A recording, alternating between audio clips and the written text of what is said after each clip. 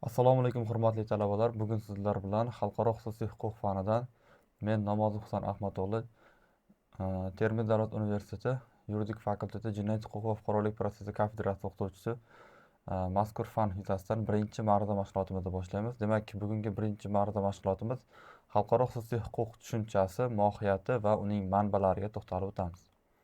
Demak, avvalambor mazkur mavzuga to'xtalishda quyidagi rejalarga asosan davom ettiramiz. Avvalambor xalqaro xususiy huquq tushunchasi, predmeti va uning tizimi.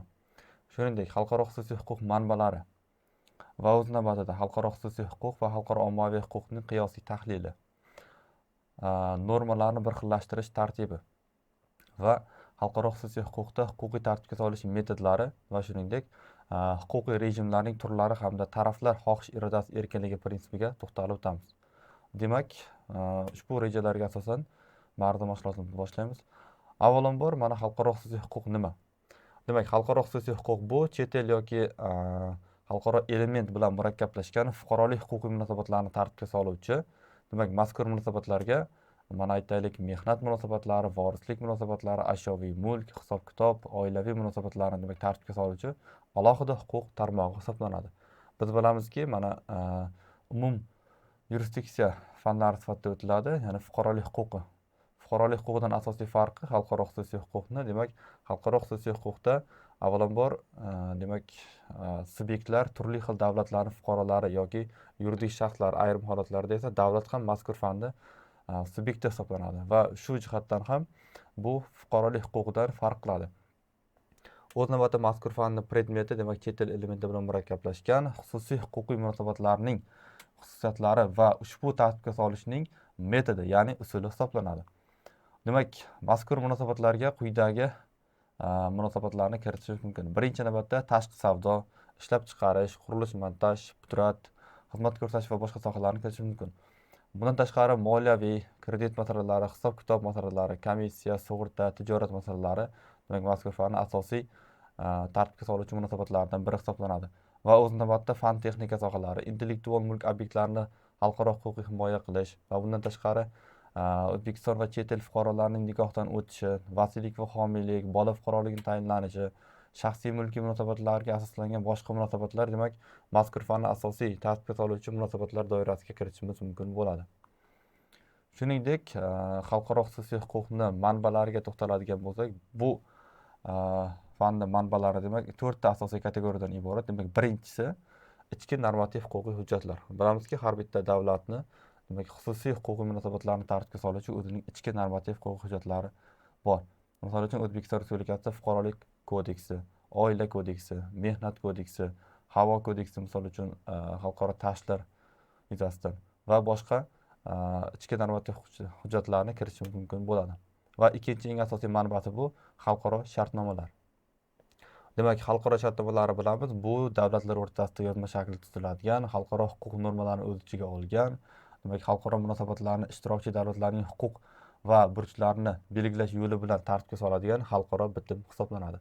Demak, xalqaro shartnomalarda albatta taraflar 2 va undan ortiq davlatni yuridik va jismoniy shaxslari bo'ladi va huquqiy munosabatlar ham bevosita xalqaro shartnomalar bilan tartibga solinadi. Va keyingi asosiy huquq manbasi bu odat normalari. Bilamizki, biz davlat va huquq nazariyati fanidan odat normalari haqida ham to'xtalganmiz. Demak, odat normalari bu qadimda shakllangan, vaqti bilan qo'llaniladigan, biroq o'zini muayyan huquqiy shaklda qayd etishni talab qilmaydigan qoida. Demak, bu odat normalari hisoblanadi. Misol uchun, xalqaro xususiy huquqda eng asosiy odat normalari sifatida savdo munosabatlarida ishlatiladigan Incoterms qoidalarini aytib o'tsak bo'ladi. Va eng oxirgi huquq manbasi bu sud va arbitraj amaliyoti. Bilamizki, sudyalarning muayyan masala xususidagi sud qarorlarida qayd etilgan nuqtai nazarlari, demak bu sud presedentlari asosiy manbalardan biri hisoblanadi. Sud va arbitraj amaliyoti bevosita xalqaro xususiy huquqning manbasi sifatida eng asosiylardan biri sanaladi. Va shuningdek, mazkur fanda tizim ikkita asosiy tizimdan iborat. Demak, bular umumiy va maxsus qismlardan iborat bo'ladi.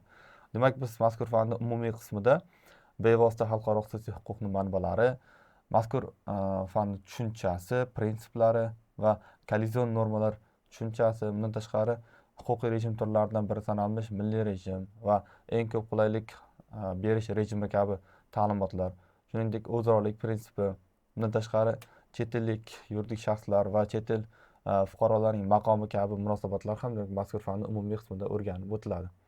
Va maxsus qismida esa bevosita mulk huquqi, ashyoviy huquqlar, majburiyat huquqi, kredit va hisob-kitob munosabatlari, huquqbuzarliklardan kelib chiqadigan majburiyatlar, ya'ni delikt majburiyatlari ham deyiladi bu.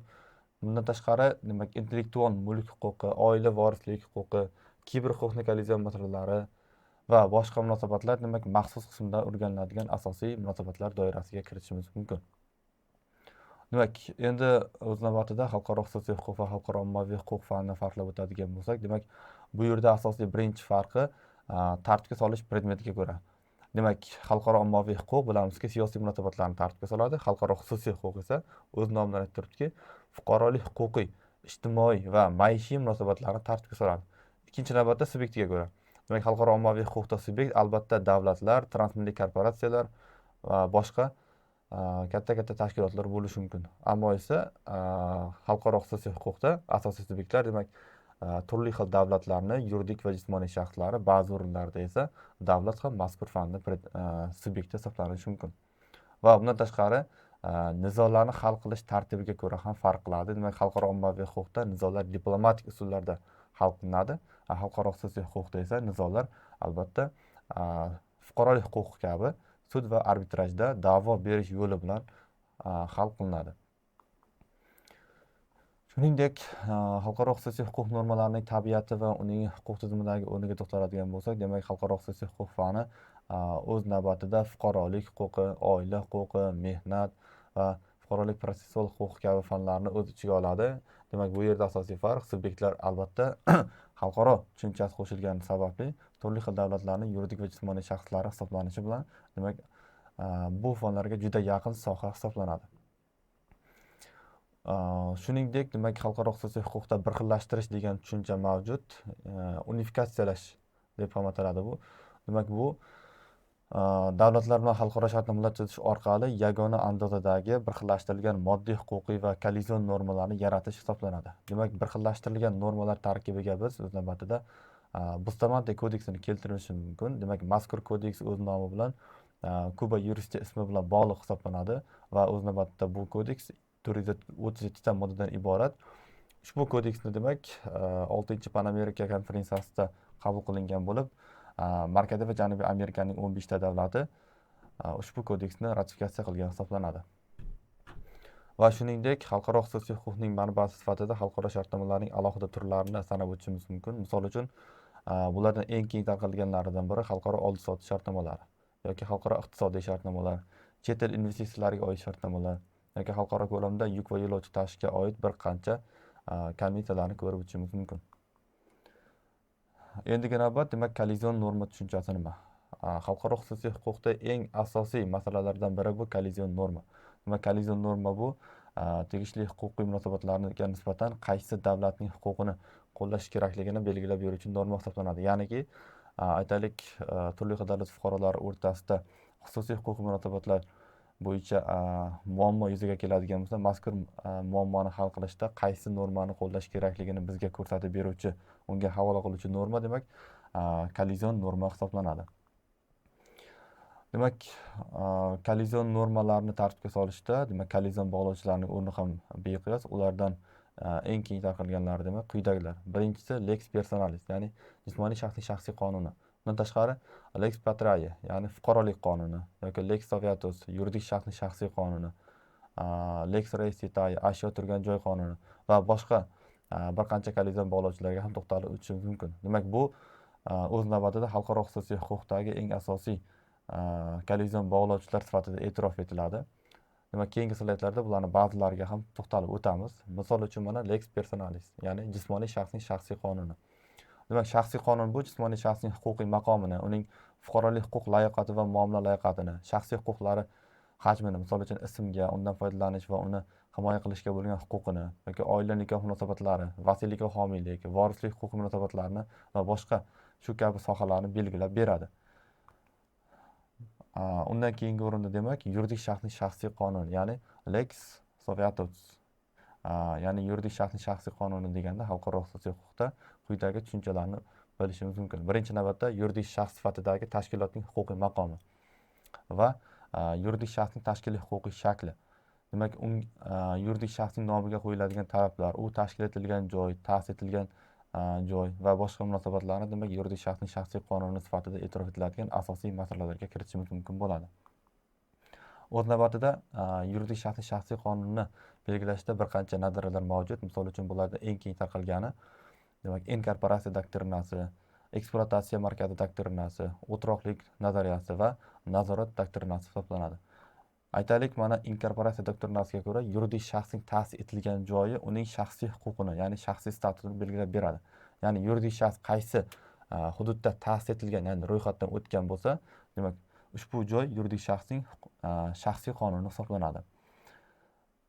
O'troqlik nazariyasiga ko'ra esa yuridik shaxs uning boshqaruv organlari qaysi davlat hududida joylashgan bo'lsa, shu davlat millatiga ega bo'lishini nazarda tutadi. Demak, mazkur mezon Roman German huquq tizimiga mansub davlatlar qonunchiligida nazarda tutilgan. Demak, o'troqlik nazariyasiga ko'ra asosiy bu yerda masala yuridik shaxs hozir bo'lgan mamlakat huquqi. Demak, keyingi nazariyalardan biri bu, misol uchun Lex nazorat nazariyasi.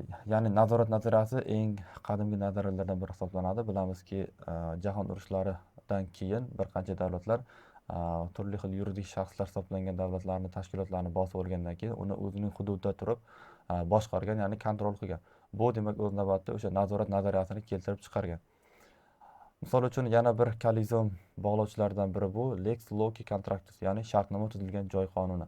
Demak, shartnomaga doir huquqiy munosabatlarga nisbatan qo'llaniladi bu qoida. Ya'ni shartnoma qaysi mamlakat hududida tuzilgan bo'lsa, o'sha mamlakat hududida belgilangan qoidalarga ko'ra uning shakli belgilab beriladi. Misol uchun yozma shaklda tuzilishi kerakmi yoki og'zaki shaklda tuzilishi kerakmi, ushbu normalarni bizga belgilab beradi. Lex Loci Delicti Komissiya. Demak, ushbu normani huquqiy atamasi demak huquqbuzarlik sodir etilgan joy qonuni. Demak, mazkur kollizion normada shaxsga yoki mol-mulkka zarar yetkazish yuridik fakti demak ushbu majburiyatlarni kimga yuklash kerakligini belgilab beradi. Ya'ni huquqbuzarlik qayerda sodir etilgan bo'lsa, ushbu mamlakatning huquqi demak huquqbuzarlik sodir etilganlik natijasida keltirib chiqariladigan moddiy yoki ma'naviy zarar miqdorini belgilab berishda bizga asosiy normani ko'rsatib beradi. Bundan tashqari zarar yetkazishdan kelib chiqqan majburiyatlarga nisbatan qo'llanilishi lozim bo'lgan huquq sohasida quyidagilar aniqlanadi. Birinchi navbatda javobgar bo'lishga qodir bo'lgan shaxs kim o'zi va undan tashqari demak javobgar shaxs bo'lgandan keyin javobgarlik asoslari nima o'zi. Shuningdek, javobgarlikni cheklash va undan ozod qilish asoslari, zararni qoplash yo'llari, demak zararni qoplashda lozim bo'lgan zararni hajmi va miqdor masalasi ham bu yerda e'tirof etib o'tiladi. Va o'z navbatida xalqaro xususiy huquqda demak huquqiy rejimda bir qancha turlari mavjud. Misol uchun bu yerda eng asosiylari keltirib o'tilgan. Birinchisi bu milliy rejim prinsipi. Demak, xalqaro xususiy huquqda bu rejim national treatment ham deb ataladi. Mazkur rejimga ko'ra xalqaro xususiy huquq munosabat subyektlari hisoblanmish taraflar, aytaylik chet el yuridik shaxslari va jismoniy shaxslari, misol uchun O'zbekiston Respublikasida faoliyat yuritayotgan investorlarga nisbatan qo'llaniladigan huquq normasini milliy rejim prinsipi o'zida aks ettiradi. Ya'niki, aytaylik O'zbekiston Respublikasi hududida faoliyat yuritayotgan investorlarga nisbatan yoki xalqaro tashqi munosabatlarda ishtirok etayotgan subyektlarga nisbatan mahalliy investorlar yoki mahalliy aholiga nisbatan qanday huquqiy rejim yoki qanday imkoniyatlar beriladigan bo'lsa, ushbu chet ellik yuridik yoki jismoniy shaxslarga ham demak shartnomaga ko'ra xuddi shunday imkoniyatlar va huquq va majburiyatlarni belgilash kerak hisoblanadi. Ya'ni bu yerda hech qanday diskriminatsion holatlarga yo'l qo'yilishiga olib kelmaydi. Bundan tashqari esa mana eng ko'p qulaylik tug'diruvchi rejim, most favored nation rejimi yoki o'zorolik rejimi, maxsus rejim hamda retorsiya rejimi. Aytaylik, mana retorsiya rejimiga ko'ra agar O'zbekiston Respublikasi fuqarolariga chet elda ma'lum bir huquqlariga qandaydir cheklash choralari o'rnatiladigan bo'lsa, O'zbekiston Respublikasi ham ushbu chet el davlatlarini fuqarolariga nisbatan xuddi shunday javob tariqasidagi cheklov chorasini o'rnatishi mumkin. Demak, bu xalqaro xususiy huquqda retorsiya rejimi deb ataladi. Demak, talabalar, bugungi ma'ruza mashg'ulotimizda asosiy to'xtaladigan masalalar shulardan iborat edi. Agar ma'ruza mashg'uloti yuzasidan sizlarda savol yoki murojaatlar bo'ladigan bo'lsa, quyidagi manzillarimizga murojaat qilishingiz mumkin. E'tiboringiz uchun katta rahmat. Sog' salomat bo'ling.